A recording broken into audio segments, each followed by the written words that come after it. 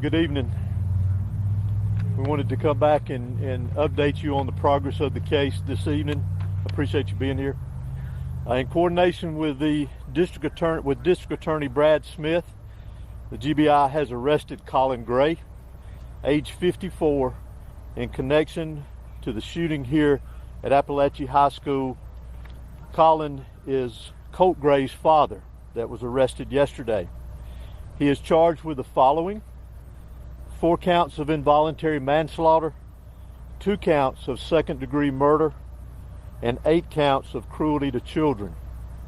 Mr. Gray, these charges stem from Mr. Gray knowingly allowing his son, Colt, to possess a weapon.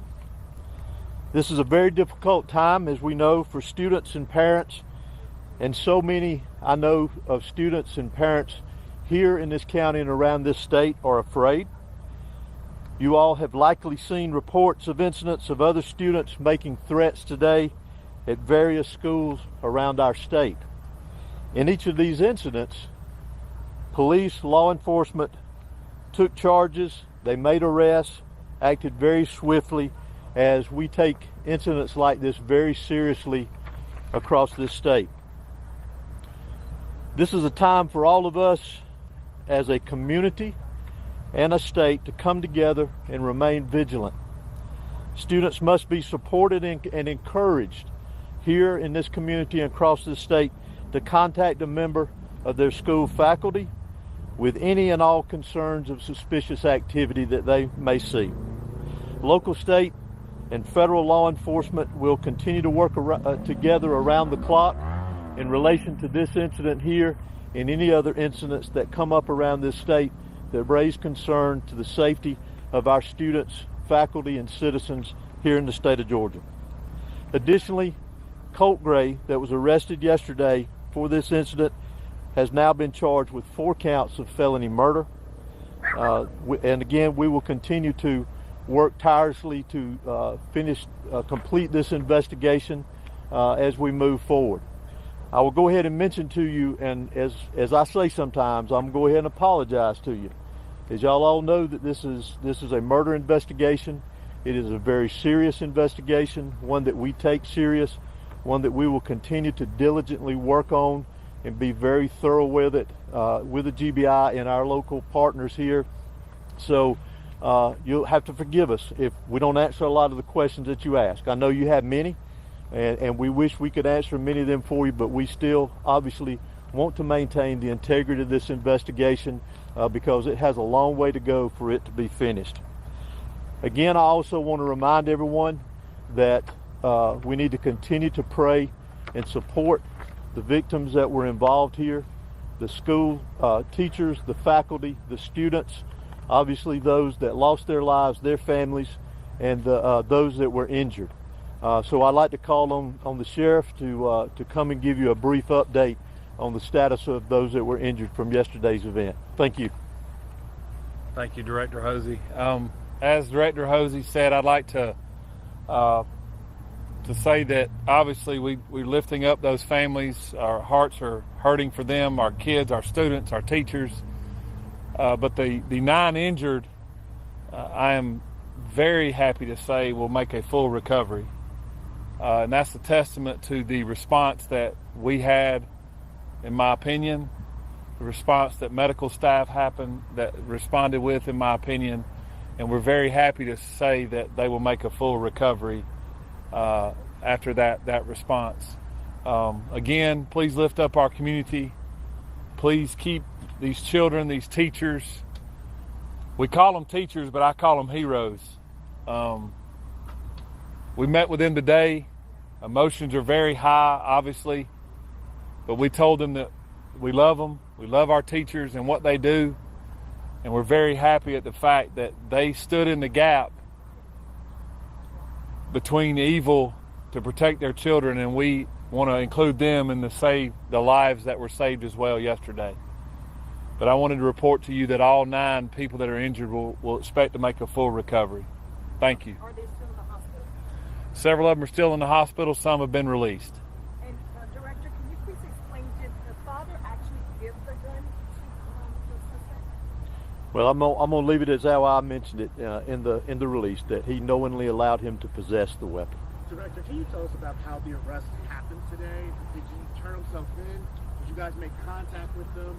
How did that go with investigators this afternoon with that arrest? I'm honestly not familiar with the details. All I can tell you is that he is in custody at this time. And there is it likely anyone else will be arrested in this case for substance? It's difficult to say at this point in time. We're obviously still investigating this, following all leads, all evidence, and we'll set to see where it takes us as we progress forward. The arrest was made when we had the probable cause to make the arrest. Do we know when his first court appearance will be? I'm not sure. No, Did ma'am. the dad bring him to school? I'm not sure about that either. I'm sorry. Are you able to explain the charges and how he has more charges than Not in great detail. The biggest thing, as I mentioned earlier, is that he is in custody at this point in time. His charges are directly connected with the actions of his son and allowing him to possess a weapon. Sheriff, will he be housed in your facility? Is that where he'll be held? How does that move forward? He'll be held in the Bexar County Detention Center. Will his mugshot be available tonight, or will it take some time until tomorrow? It depends on how long it takes us to book him, but if it's available, we can get that to y'all tonight. Sheriff, If not tomorrow. you said some good news that some have been released. Do you know the numbers of patients that have been released, victims? I don't want to speak to that because I don't know the exact number, but I know that I want to just report that all 9 would make a full recovery and be able to leave the hospital. there are 9 people that were injured. Do we know if there are mixed between teachers or staff, or are they just? I believe 2 were adult teachers, and the rest, which would be 7, would be students. Director, can you explain whether there's precedent for charges like this? I'm sorry.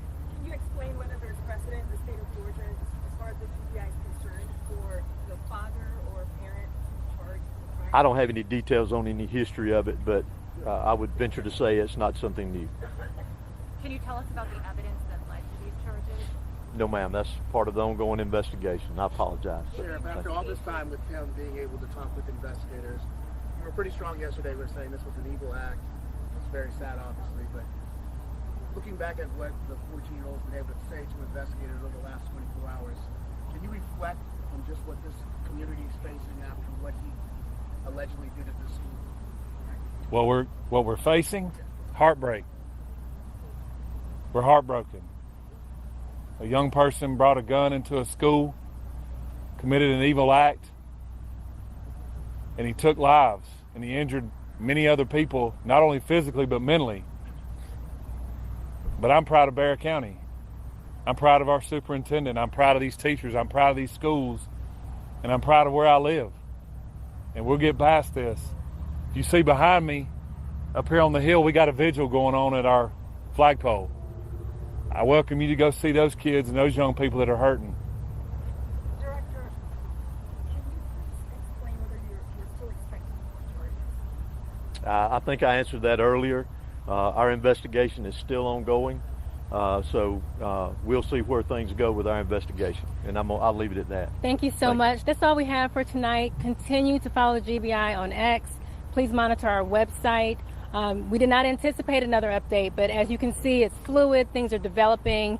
Again, we appreciate your patience and your support and your continued prayers for the victims. Thank you.